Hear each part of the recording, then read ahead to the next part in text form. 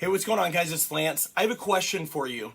Have you ever been doing everything right, trying to get off that last 25 to 30 pounds, and for some reason or another, you find yourself where you either start missing a workout, or even though you've got the meal plan, you know it works, you find yourself not cooking, or you feel too tired so you don't meal prep, you don't follow through in the workout, or you're not bringing your shoes. You just find yourself doing all of these areas of self-sabotage, and you can't figure out what the flip is going on. I want to reach this so bad, and I can't get out of my own way.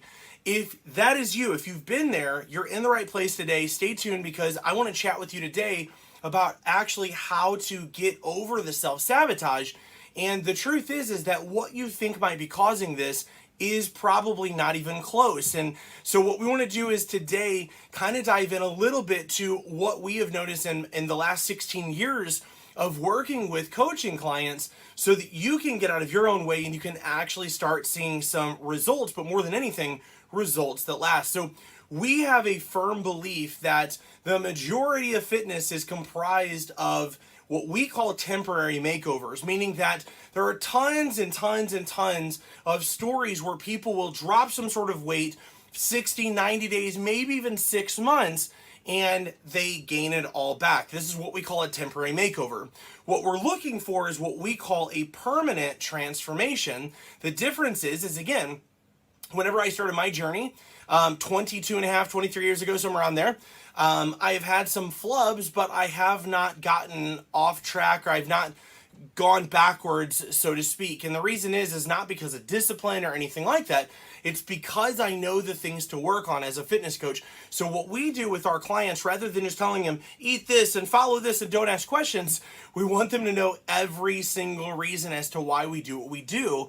Because what we call that innate knowledge that allows you to actually understand what we know as coaches allows you to be in different situations in the world and still stay fit. Because how many of you guys know, if you're watching, you don't get fit in a vacuum? What I mean by that is that it's not realistic to avoid weddings and funerals and travel and your clients and going to restaurants and taking the kids out. It's not realistic to do that. But yet that's what most people strive for. And then when they're not able to stick with the process, they're baffled as to why. Well, there's multiple reasons. So what I want to do is kind of dive into some of those today in order to give you some clarity, so you can have that paradigm shift that allows you to actually have I would say, a routine that gets you into alignment with that long-term or permanent transformation that we help our clients get. So number one here is that you might be simply putting more focus on the cost to actually get in shape rather than the payout. And the thing of it is whichever belief is more real is the one that's going to win. So what that means is that if you find yourself choosing other areas instead of the thing that gets you fitter, even though you know that you need more confidence, more energy, more vitality, maybe you want a better, marriage, a better sex life, these issues here, if your focus is more on the cost of getting in shape, meaning that you're constantly focused on, oh, I've got to give up 25 or 30 minutes to work out, and I've got to trade this, and I've got to meal prep, and it takes this, and and eating healthy is more expensive. And if this is the focus, unfortunately, that is going to, again, if I were to tell you about some amazing new vehicle whenever you're going to shop for a vehicle, and I tell you about all of the things, like it's costly when the computers go wrong, it's going to be it's expensive and people don't know it. Instead of saying, talking about all the luxuries that the vehicle has, such as, the ease of, working navigation and all of this, whichever I tend to focus on is going to be the one that's going to win as far as what actions I take. So if I'm focusing on all the dreadful things about getting in shape, obviously you can imagine that one of two things is going to happen. I'm either going to find myself procrastinating entirely, or I'm going to find myself choosing other areas, what we call dopamine surges or dopamine rushes, that allow for that to happen. And what that means is that if in my mind I've already convinced myself that working out is something that takes away my time, doesn't equal getting in shape, having more confidence, and what have you, then whenever there's an opportunity to do something that's a little bit more fun, or something that is a little bit more, let's just say, pleasurable instead of fun, I tend to choose that thing. And then I tell myself that I don't have discipline because I chose it. If this is you, it's not a discipline issue. What the real issue is that you have put so much more focus in what we call a negative neuroassociation.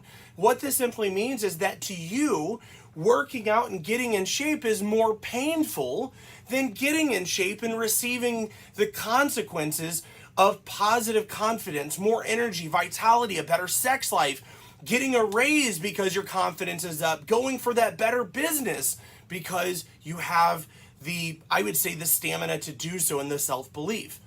If your focus is on the negatives, you will not make this. The good news is this is a simple light switch. We just switch the light switch and we're back to focusing on the areas that will allow for greater improvements. The second thing is that if you believe that getting in shape sucks worse than being low confidence, energy, feeling, more attractive, more vitality, and fitting in clothes that, feel like they were made for you, then of course, why on earth would you follow through? And that's the point that I was making, is that if I am more focused on the areas that feel painful in order to get in shape, then there's not going to be much attractiveness for me to continue to take action. The point here, guys, is that this is not a diet issue, a discipline issue. It's not a time issue. It's not a workout issue. This is a mindset issue because you have meditated, you've dwelled, you've focused on areas that don't serve your greater good. And that's why you can't follow through. So the other thing that we notice is that, and again, just like what we were kind of talking about here a second ago, is that we must focus on the consequences of not following through. Okay? This is a huge thing. We've got to follow, or focus on the consequences of not following through. And then imagine getting more of the same of what we've gotten. So if you feel low energy, if you feel like you don't like yourself in photos, if you feel like you've got low stamina, your sex life isn't good, if you feel like you're not as attractive, these are areas that you want to focus on, knowing that if you continue down this path, you will get more of the same. Now, this is where I need you to really focus and ask yourself, if you were to rate yourself on a scale of 1 to 10 on joy, on happiness, and 1 is you're completely depressed, and 10 is you love the way you look, you feel energized, you're confident, you love life, where would you rate yourself on a scale of 1 to 10? Chances are somewhere it's not going to be as close to that 9 or 10 as what you want.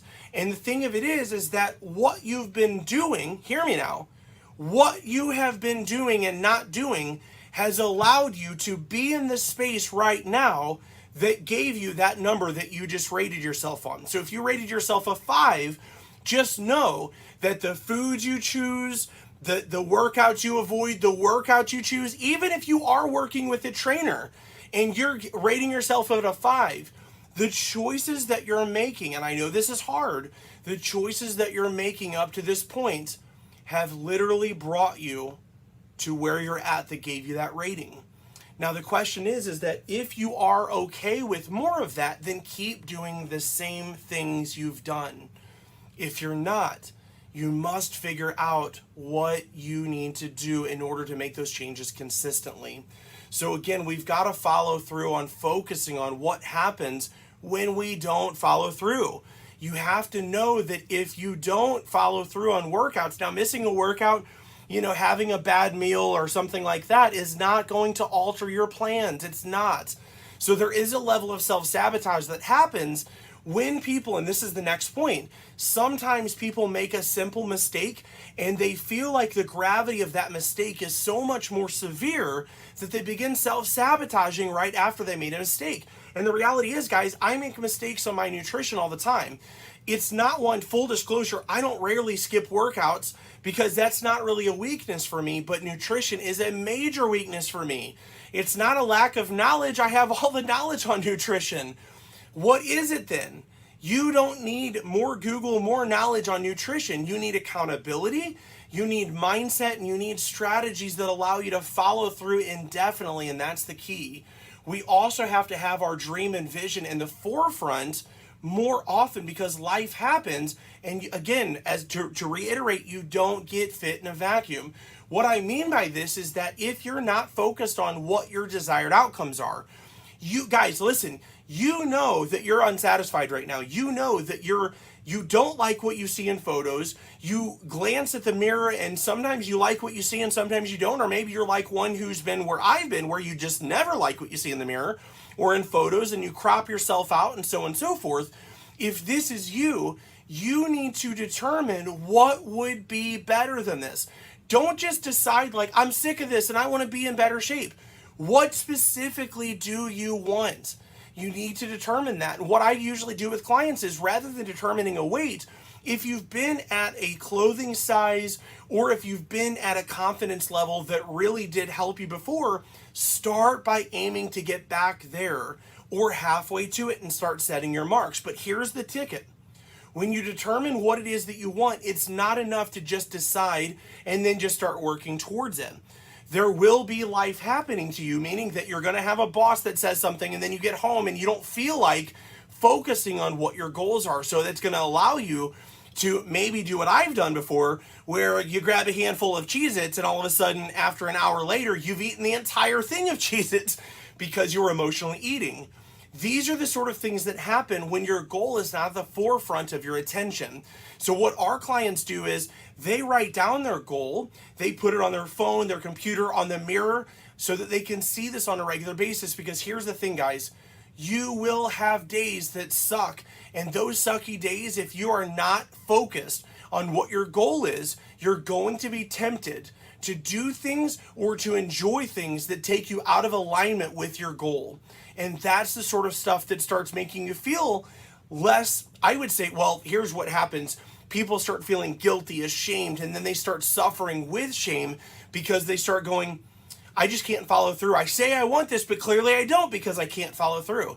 Guys, if this is you, that's not your issue. Your issue is you need accountability and you need a system to align yourself with. And that's the biggest thing that we do at our program. So I hope this helps you guys.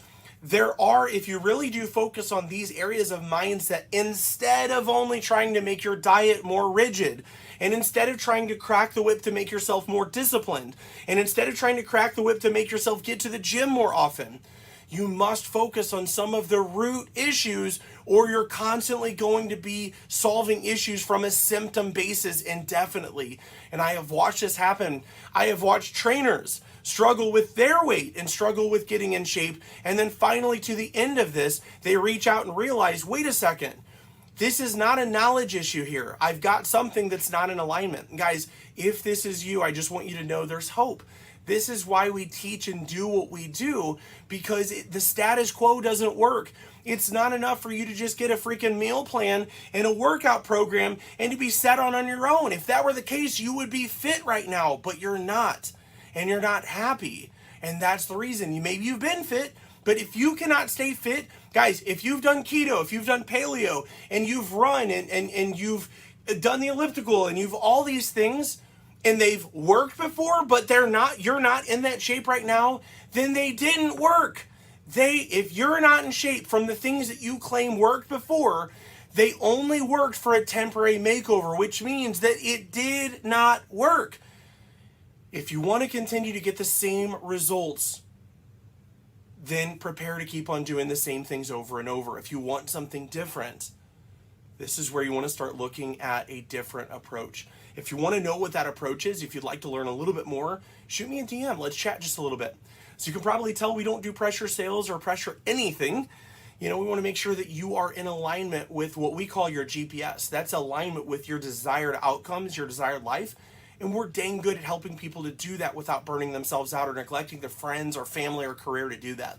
So if that sounds good to you, shoot me a DM. If you feel like this video was of any value, be sure to comment hashtag value in the comments below. Let me know what you thought of this. And lastly, guys, We're getting so many awesome questions from people and kind of finding out where people are watching. If you don't mind, share a little bit about where you're watching from in the comments below as well.